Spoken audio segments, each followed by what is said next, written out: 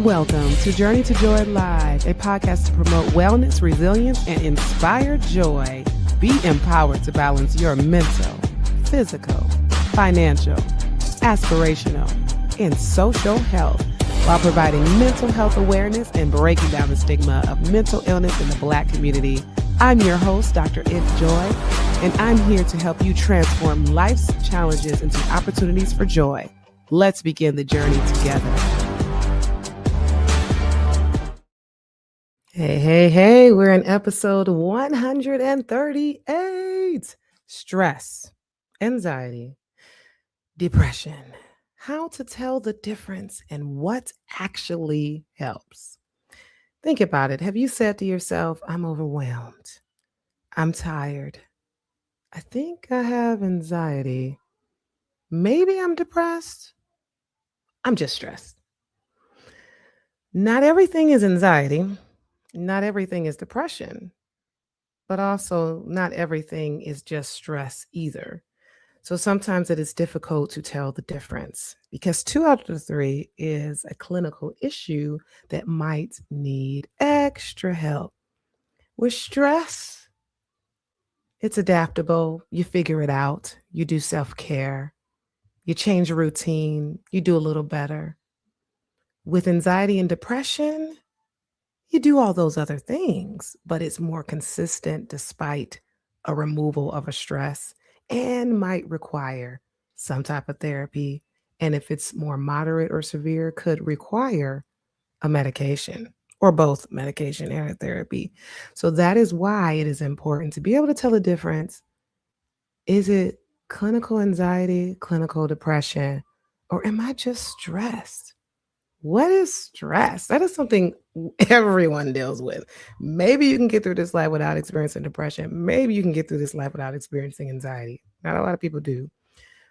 But stress is something we all go through. And it's our body's natural response to pressure, to demand, to triggers, to things that are just going on, trying to meet deadlines, sudden last minute things that pop up urgently that we didn't realize is going to pop up, making us feel overwhelmed. That is stress. Short-term stress, that is the one that's adaptable. But if there's chronic stress, then that becomes damaging.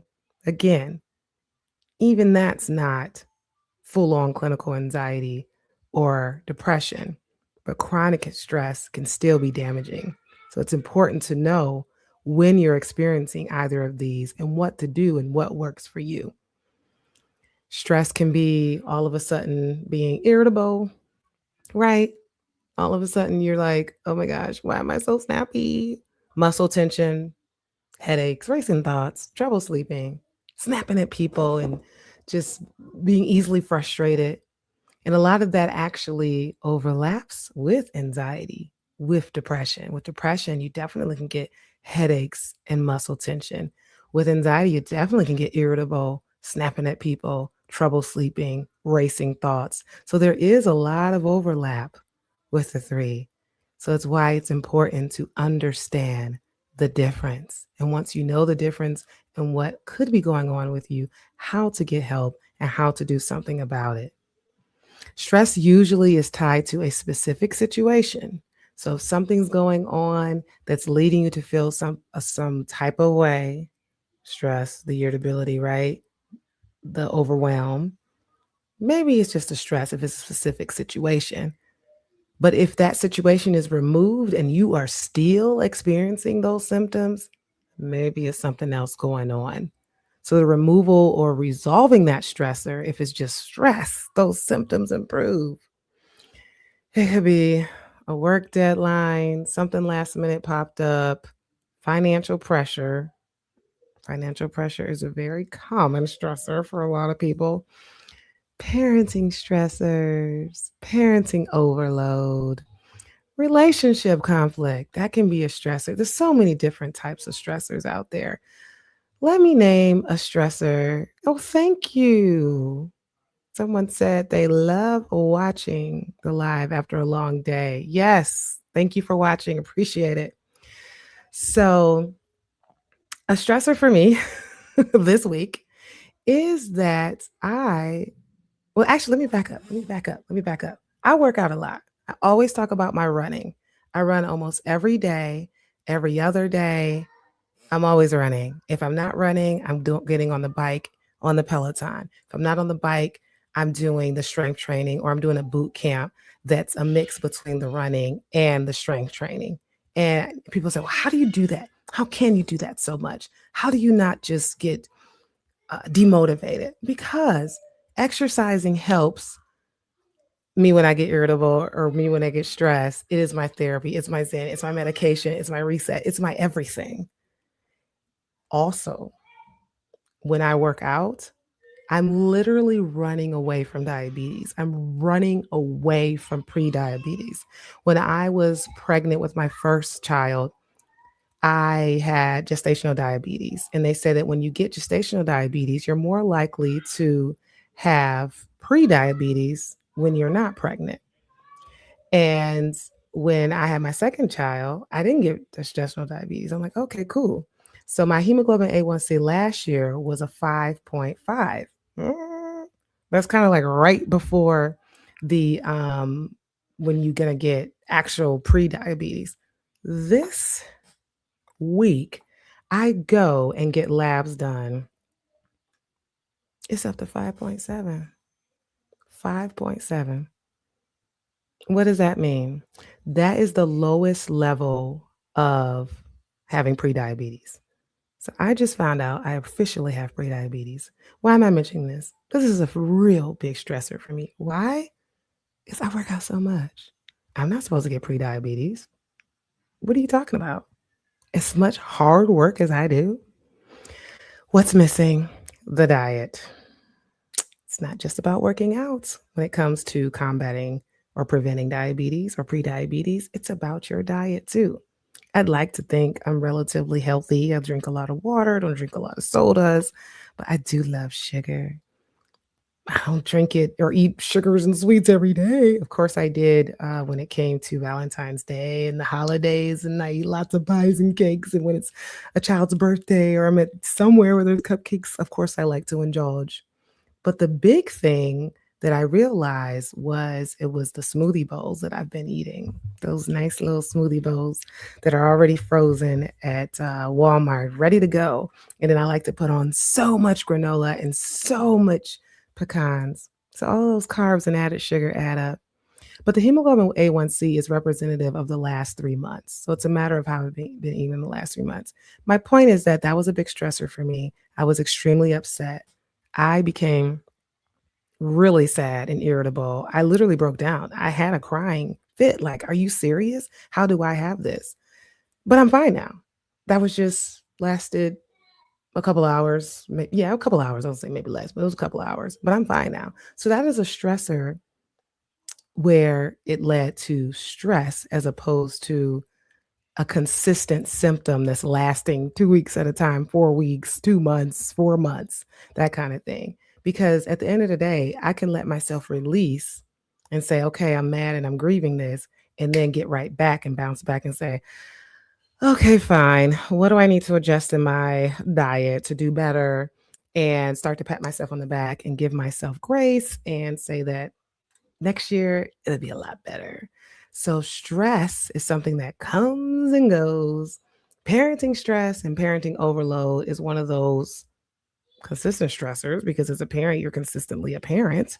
But there's some days where you are able to handle it better than other days, and you are able to be just fine and not be snapping at the kids, but other times you are snapping at the kids. So it just really depends on what that stressor is and how long it's going to last as far as how you react and what you're able to do about it. So, in a nutshell, stress is more so temporary as far as what is it versus anxiety and depression. Anxiety, I mentioned that there was some overlap with anxiety and stress. Obviously, you can get irritable, snapping. Anxiety is more so a fear response on repeat.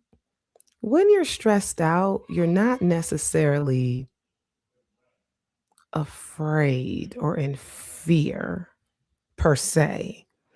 But with anxiety, not only are you in fear And worrying is just on repeat and it's over and over again. It could be some type of anticipatory anxiety where something is coming up and you're fearful that this thing is going to happen. It could be future focused about what's going to happen in the future or what if, and overthinking or thinking about the past. And it's just like this ongoing repeat of overthinking and racing thoughts, excessive worry that feels hard to control, excessive worry that you cannot stop and that you are not able to control. And it just keeps going and going and going and going. To an extent, a response to stress, regular stress is not anxiety. You kind of have control over how you might react. And if you don't, you just let go for a couple hours, you come back and you reel it in, like I did with my stressor. But for anxiety, it's difficult to reel in. It's constantly there. It's on repeat. So some signs that it's anxiety and not just stress, the worry just doesn't turn off. You might have panic attacks. You don't typically get panic attacks with stress. An actual panic attack is 10 to 15 minutes of increased heart rate all of a sudden, increased work of breathing, choking, feeling like you're about to die, maybe some nausea, shakes, or tremors. And it's coming out of nowhere. There's not a real trigger. You just all of a sudden get this panic attack. You might have some avoidance behavior. Stress isn't really leading you to avoid something. Anxiety leads you to avoid something. And of course, more so physical symptoms. You do get the muscle tension and stress, but in anxiety, that chest tightness, some GI symptoms, some heart racing, sleep disruption from the racing thoughts. Stress can cause issues with sleep, but you got the racing thoughts and anxiety that is telling you, "Ooh, this might be anxiety." Stress is a response to a demand, to something that just came in and happened. Anxiety is this persistent internal alarm system that just keeps going off despite this demand, despite a stimulus, despite a trigger. Of course, some people have anxiety and they have triggers, but a lot of patients I speak to, they're just like, I don't know. There's no trigger. It's just this anxiety. It's just overwhelming me. Usually, you know what the trigger is when it's stress, but anxiety, not so much. Stress is a reaction, anxiety is like an anticipation. Anxiety may not be due to something that's happening right now, but like this anticipation of or fear of what's to come. Got it? So let's go into depression. How is depression different from anxiety and stress? You'd like to think that that's easy to distinguish, but there's still some overlapping symptoms to that. Stress can lead to lack of concentration. Anxiety with the racing thoughts can certainly lead to lack of concentration. Sleeping issues you can have with all of those. Depression is like mood, motivation, and a meaning shift, not just sadness. It's not just sad mood. Everybody's allowed to get anxious or nervous. Everybody's allowed to feel sad when something makes them feel sad. But it's sad mood on top of the loss of interest, on top of persistent low mood. When I'm talking to patients, I don't say like, "Oh, have you been sad lately?" I say any prolonged sadness, any sadness lasting more than a couple of days. Typically, a depressive episode is about 2 weeks at a time.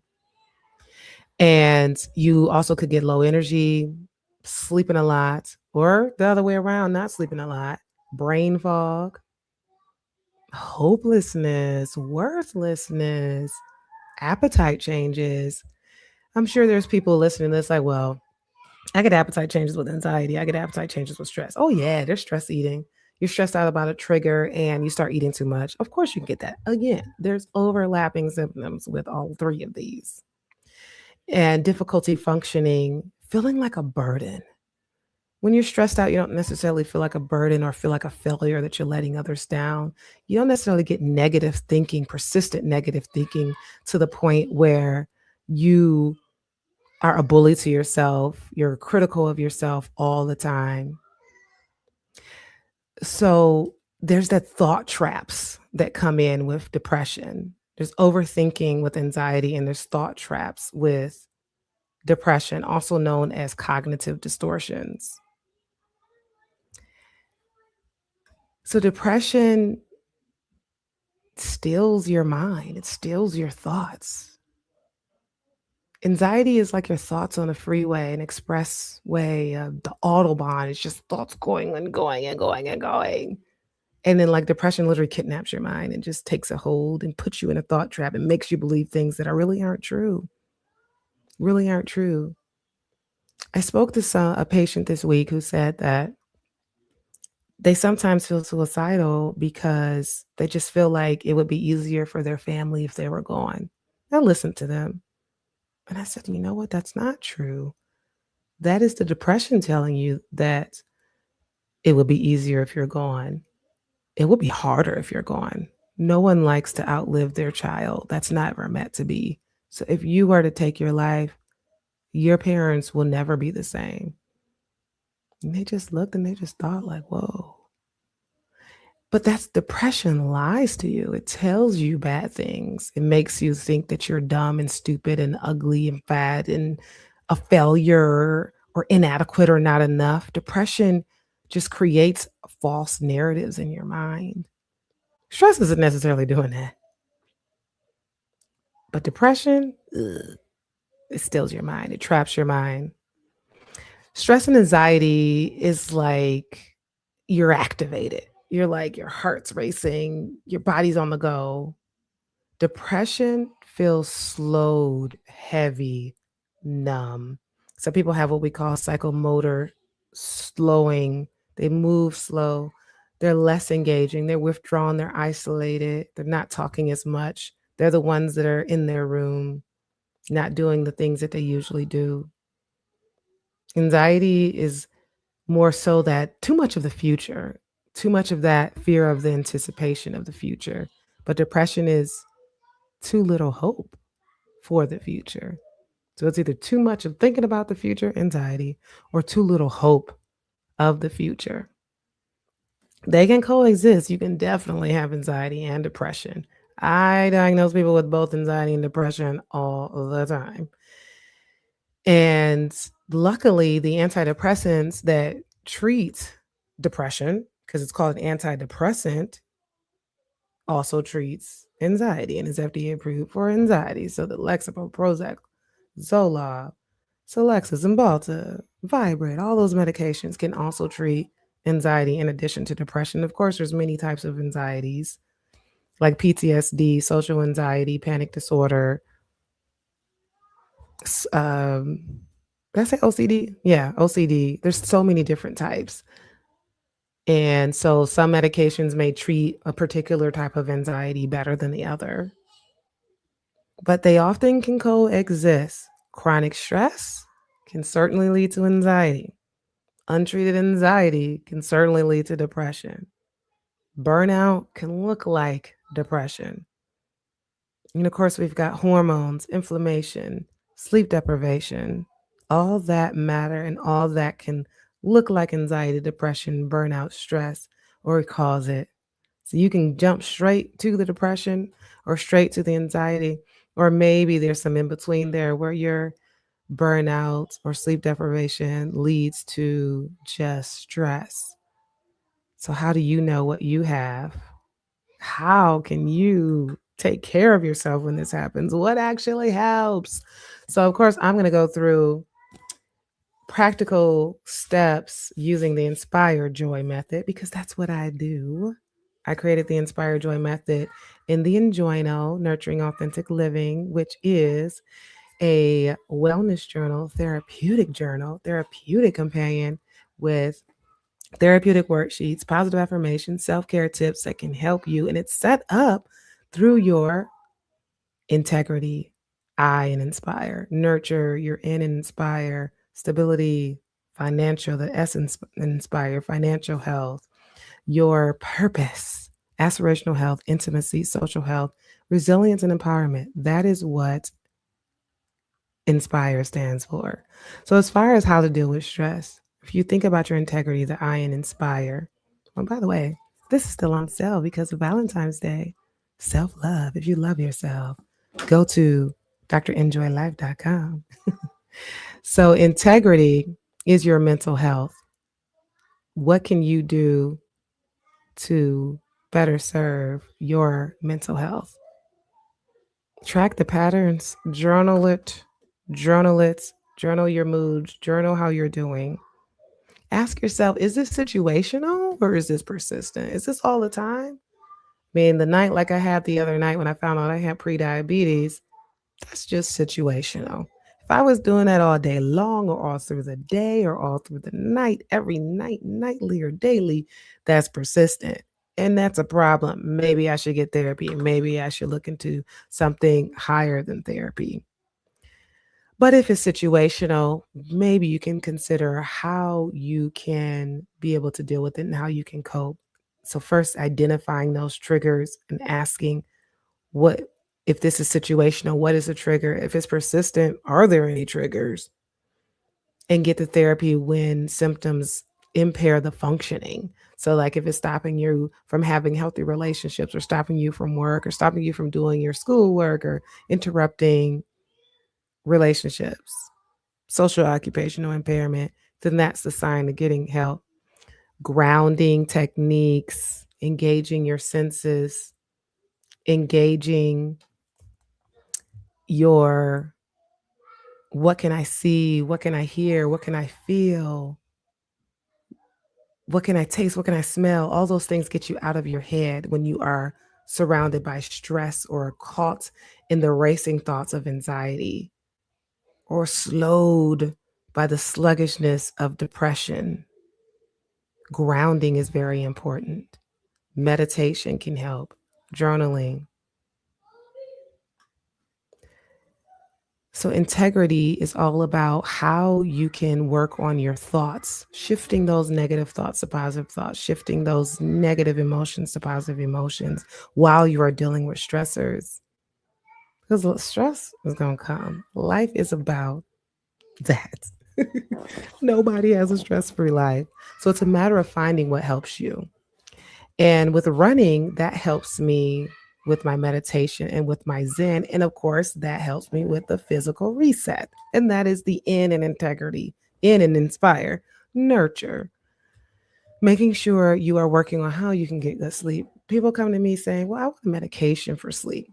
Well, do you have good proper hygiene? What's your sleep hygiene? What's your sleep routine? And they don't have that. So I'm like, well, let's do that first before we think about a medication for sleep, reducing caffeine, especially if it makes you anxious. A lot of times there's things we put in our body that makes us anxious. I have to watch what I put in my body and watch what's in my diet, not only to prevent prediabetes, but to prevent anxiety and irritability and me snapping at people.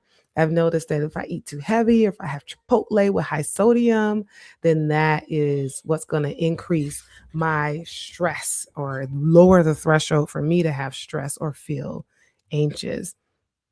I've been trying out different vegan dishes lately, and I noticed that I feel lighter and happier and less inclined to stress. So, what you put in your body matters.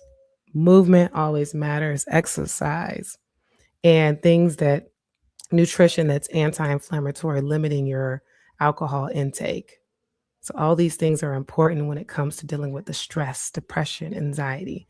The S and inspire stability are financial health. Financial health can be very chronic when it comes to stress because it's not like, I mean, sure, you can have like an acute stressor that has to do with financial, like a flooding in the house that I explained before. That's an acute stressor, but maybe it's a prolonged stressor at the same time if you're continuing to deal with the financial burden of that. But a lot of people, if they lost their job or they just can't make enough money to meet their expenses, can be a chronic stress.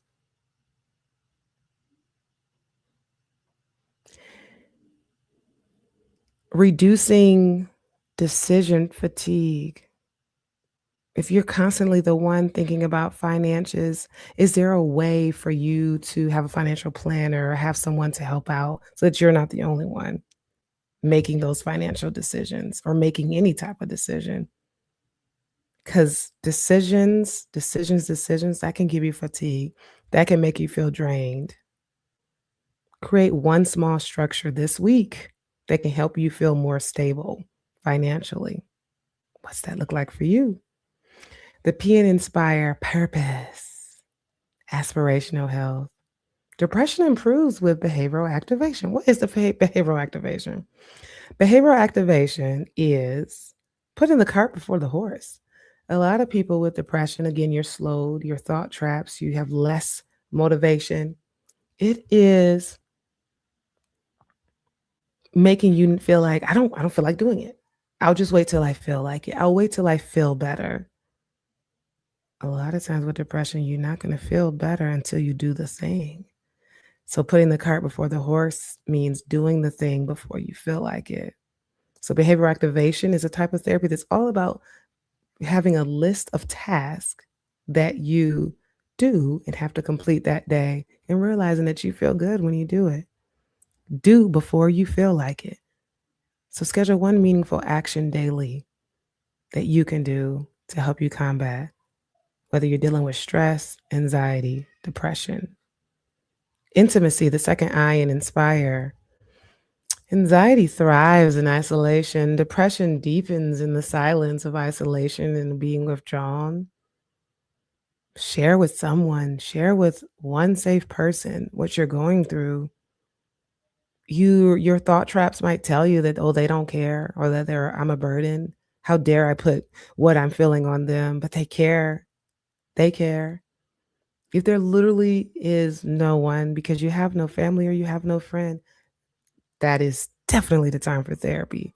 Share what you're going through so that you can learn how to deal with it and how to get better because there is another side to your stress, to your anxiety, to your depression. The R in inspires resilience. Stress grows or stress tolerance grows with small exposures. So the more you bounce back from that stress, the stronger you get. Don't avoid things just because they're uncomfortable, especially in anxiety, because in anxiety, that's the main thing where people avoid, right? That's the avoidance symptom. It might feel uncomfortable, but it means you're learning. That fear is there, but it doesn't mean it's real. It just feels real because your anxiety is telling you it's real, just like the thought traps tell you that those thoughts are true or that they're facts. But just because that thought is in your mind doesn't make it true. So these are all things to remember. Growing in resilience literally means exposure therapy and anxiety is definitely something that people have to go through when it comes to a fear of doing something like social anxiety. Empowerment, the E in inspire. Empowerment just says it all, right? Boundaries, knowing that it is okay and it is a part of your journey to joy to ask for help. Asking for help is strength. Therapy is not failure. Medication isn't weakness. I heard someone say that today, actually. Not today, this week. That getting on medication would be against their self respect. Is it that getting on medication is against your self respect? Or is it that allowing yourself to drown in your depression, anxiety, or stress goes against your self respect? You can think of it different ways. Why? Why not get that thing or do that thing that might make you feel better? So, when we think about stress versus anxiety versus depression, is it tied to a specific situation, something specific, a trigger? Ask yourself that when you're dealing with something. Can you think of something specific? It's likely a stressor. It's likely stress that you're having. If it's temporary, it hasn't been lasting a long time. Has it lasted more than 2 weeks? If it's lasted more than 2 weeks, could be depression, could be anxiety. Is it interfering with your functioning? Usually, when stress starts to interfere with your functioning, it's something more clinical like anxiety or depression. So, is this tied to a specific stressor? Specific stressor. Has it lasted more than 2 weeks? Is it interfering with your functioning? If the answer is yes to 2 and 3, which is lasting more than 2 weeks or interfering with your functioning, you should consider professional evaluation. Consider seeing a therapist, a psychologist, a social worker, a psychiatrist. Psychologist. Sound like I said the same thing. Psychologist is the one that does only therapy. Psychiatrist is the one that can do medication and therapy. I'm a psychiatrist that does medication and therapy. So that is extremely important. So I hope this was helpful for you to know the difference and for you to know when to ask for help. And you can ask for help anytime you want. You don't have to wait until it gets deep and long and impairing functioning. But just remember, you are not weak for feeling overwhelmed. You're not dramatic for needing support. And you're not broken for needing help. Understanding your brain and what you're going through is how you protect your joy. Thank you for listening. This has been an Enjoy Life production. If you're in a crisis, don't hesitate. Call, text, or chat 988 for immediate support. Please note, this podcast is for informational purposes only and is not a substitute for professional treatment. If you're looking for therapy or medication management through Enjoy Life, visit www.drenjoylife.com to request a consultation. I'm licensed in 13 states. I accept Aetna in Georgia, Florida, and Virginia. Be sure to grab your copy of the Enjoy Note to help you on your wellness journey. Also check out Inspire Joy for the wife, mom, boss to help you balance it all without losing yourself. Better yet, get the full Joy bundle for just $45. Remember, Journey to Joy Live is every Thursday at 7 p.m. Thank you for joining me, and until next time, may you continue to transform stress into joy.